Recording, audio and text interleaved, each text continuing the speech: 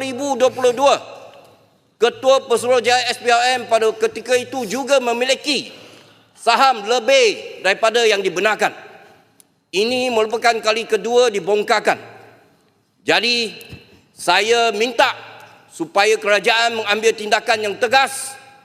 Azam Baki perlu letak jawatan. He have to go dengan izin.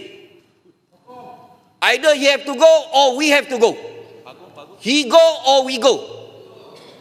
Itu adalah pesanan saya.